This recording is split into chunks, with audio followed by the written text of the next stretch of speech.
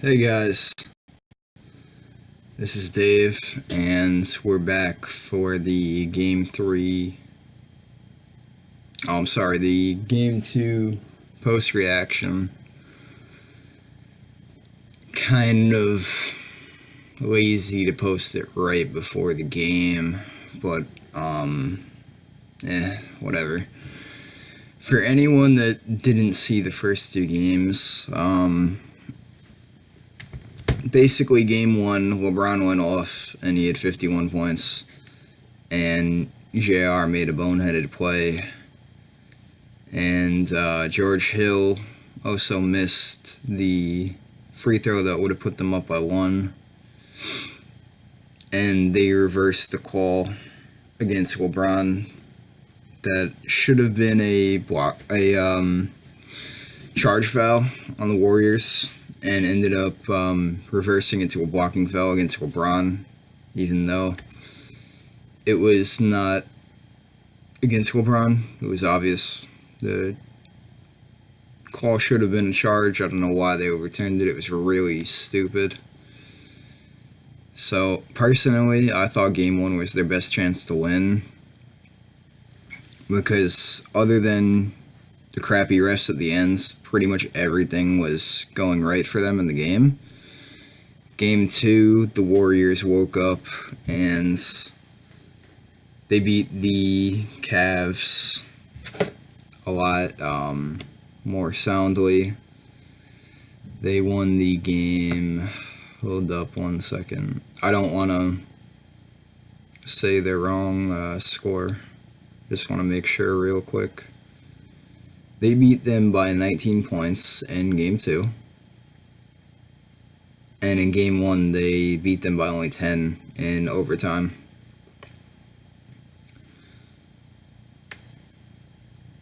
So, yeah, they played much better in Game 2. And LeBron did not have another 51 in Game 2. He actually had, I believe, 29, I want to say. Yeah, he went 29 points, 9 rebounds, and 13 assists in 44 minutes. Kevin Love had 22 and 10 in 35 minutes. That's closer to the production I was hoping he would have in Game 2. George Hill had 15 points, but only in 34 minutes. J.R. Smith had only 5 points in 31 minutes, and Tristan Thompson had 11 points and 5 rebounds in 23 minutes.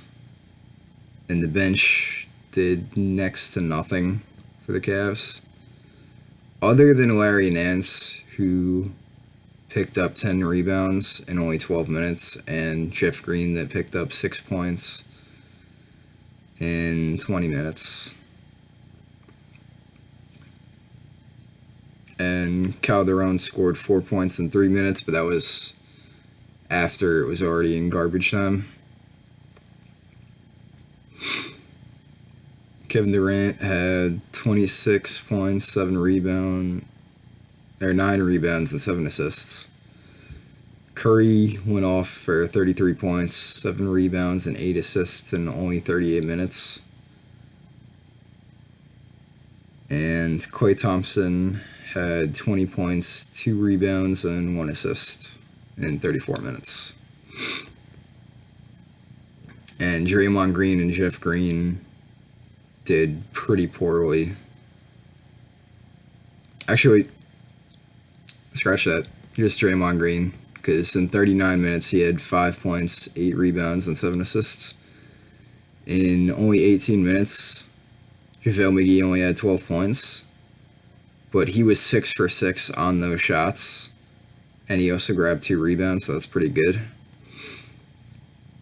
As for the bench, Livingston came off the bench in 15 minutes and had 10 points and 5 rebounds and 1 assist. David West came off the bench for 11 minutes, had 3 points, 3 rebounds, and 2 assists. Jordan Bell also came off the bench for 11 minutes and had 5 points, 1 rebound, and 1 assist.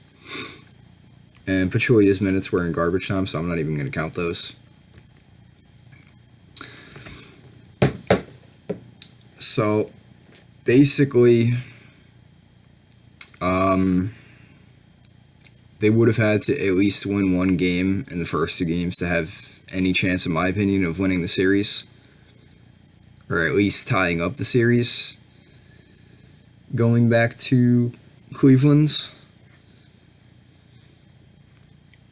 So, not only did they not get the split going into Game 3, but Andre Iguodala is supposed to be back for Game 3.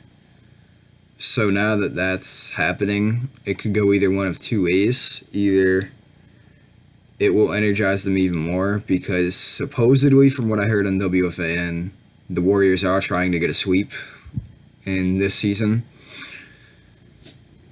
and just be done with it in 4 games. So there's that aspect of it, which I think they probably would want to get a sweep, because they really don't like the Cavs at all. Absolutely hate them. And then, what's it called? With Iguodala back, they could also have their chemistry messed up a little bit. It would not mess with their chemistry enough for them to lose the game. But if they were already in a bad way early in the game, and they insert him at the wrong time in the game, or they expect too much of him because he is an integral piece of this team. A lot of people don't like to admit that, but true. He's definitely a big piece to it. Although he's not as young as he used to be, he's still very, very good. He's basically their glue guy. Other than Draymond Green, there's Draymond Green, who's like their sole glue guy that keeps the team together and the core together. He's very important to the team.